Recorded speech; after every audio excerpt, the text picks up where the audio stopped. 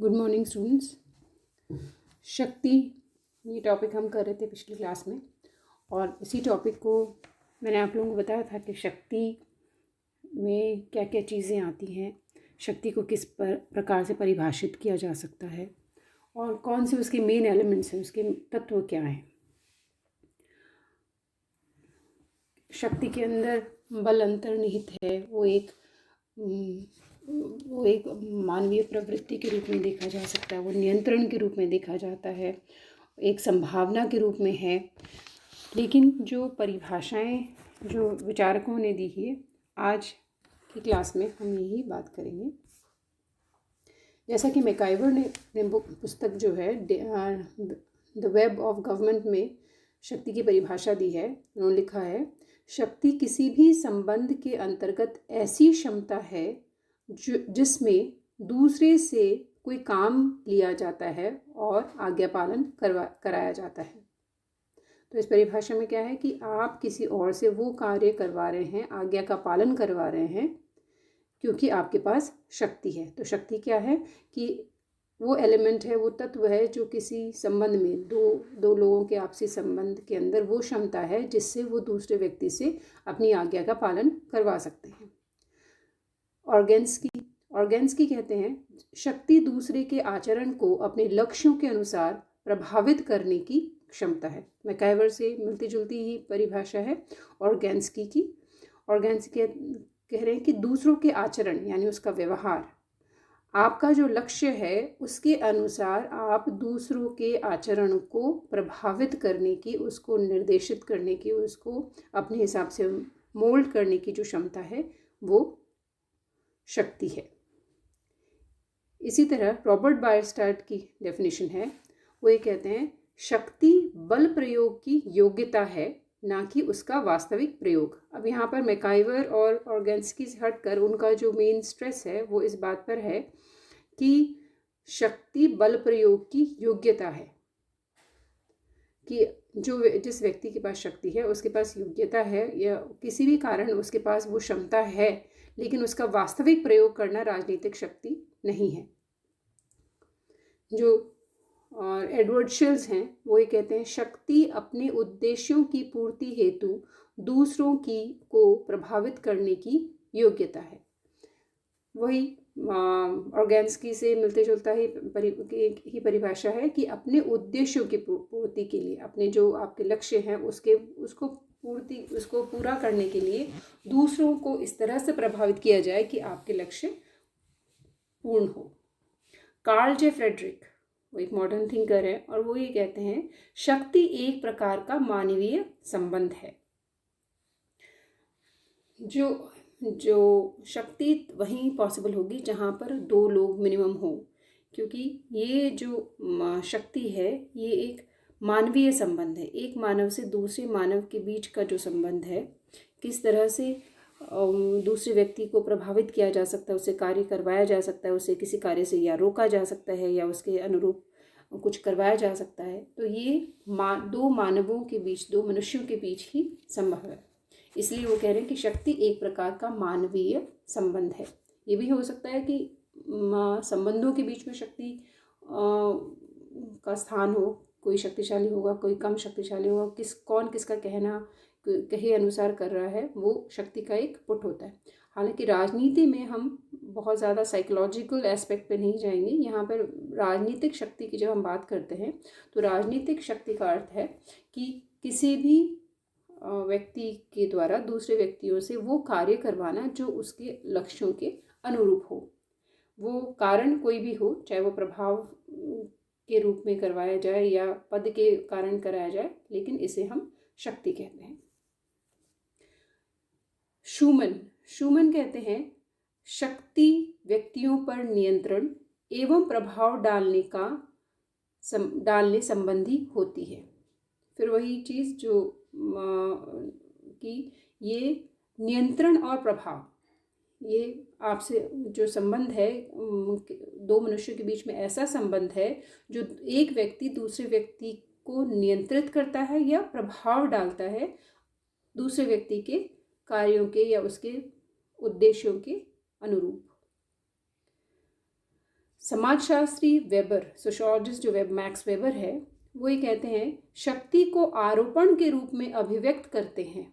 वो ये कहते हैं यह आरोपण बाध्यकारी रूप में होता है और यह अवधारणा अनेक विद्वानों द्वारा विवेचित किए गए हैं।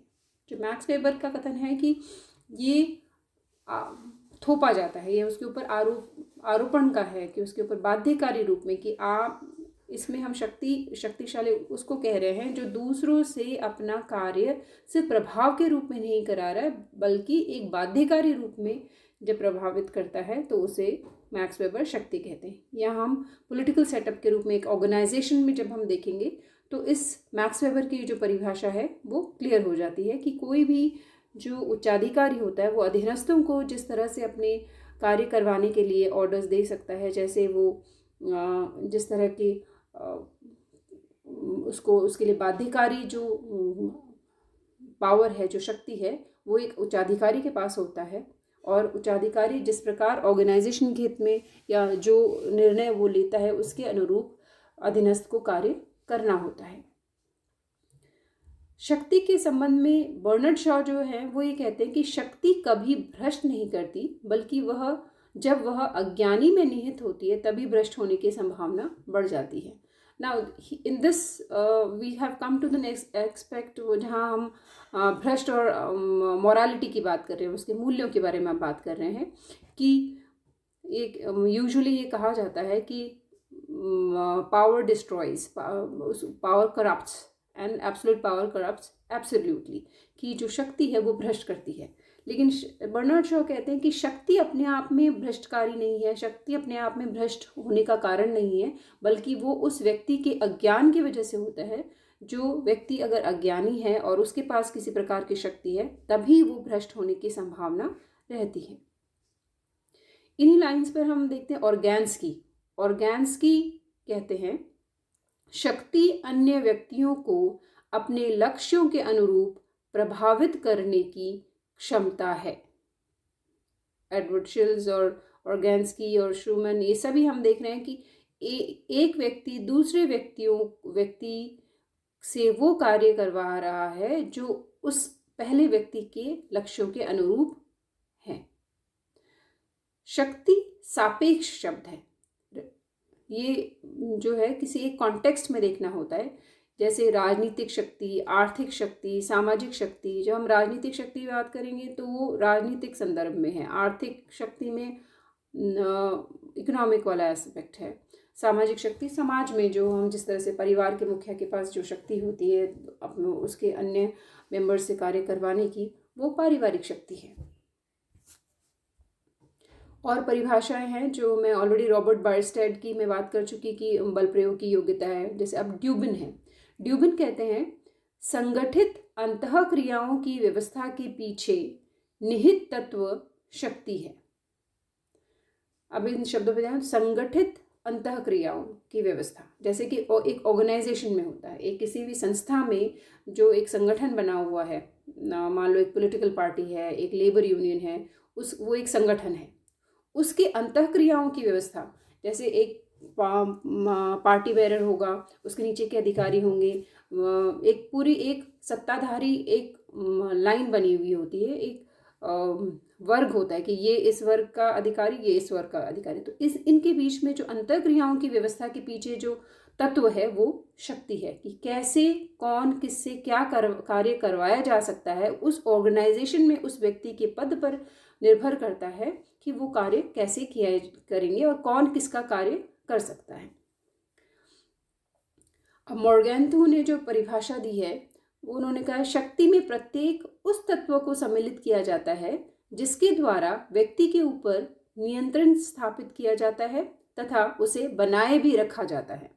इस परिभाषा में जो स्पेशल बात है वो ये है कि नियंत्रण है, सिर्फ प्रभाव की बात नहीं कर रहे हैं कि एक व्यक्ति दूसरे व्यक्ति पर नियंत्रण बना रहा है और उस नियंत्रण को निरंतर बनाए रख रहा है। ये राजनीतिक शक्ति की स्पेशलिटी है कि हम जब किसी ऑर्गेनाइजेशन में, किसी हम संगठन में जो शक्ति किसी व्यक्ति के पास है, जो दूसरों को नियंत्रित करने की जो क्षमता है, वो केवल एक कार्य तक सीमित ना रहकर वो उसमें निरंतरता बनी रहती है जब तक उस, और इसमें हम इसलिए हम यूजुअली हम शक्ति और सत्ता को साथ में पढ़ते हैं, क्योंकि शक्ति, जब हम राजनीतिक शक्ति की बात करेंगे तो उसमें सत्ता वैधता अपने आप जुड़ जाती है।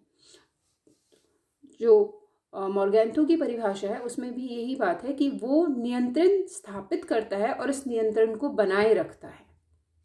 और ये किसी भी पॉलिटिकल पार्टी में, किसी भी ऑर्गेनाइजेशन में, किसी भी आप एग्जीक्यूटिव की बात करें कि किस तरह से काम होते हैं, इसमें हम ये देख सकते हैं। टोनी के शब्द में शक्ति व्यक्ति द्वारा व्यक्तियों के अथवा समूह द्वारा समूहों के व्यवहार को अपनी इच्छा अनुसार बदलने की क्षमता है। यहाँ पर भी वही है कि आप एक व्यक्ति दूसरे व्यक्ति के व्यवहार को बदलता है या समूह दूसरे समूह के व्यवहार को बदलता है। तो यहाँ पर जो संबंध है वो केवल व्यक्ति और व्यक्ति के बीच में नहीं, बल्कि एक समूह और दूसरे समूह के बीच में हो सकता है, एक संस्था और दूसरी संस्था के बीच में हो सकता है, और यहाँ तक कि एक देश और दूसरे देश के बीच में भी जो संबंध है वो शक्ति संबंध ही कहलाता है।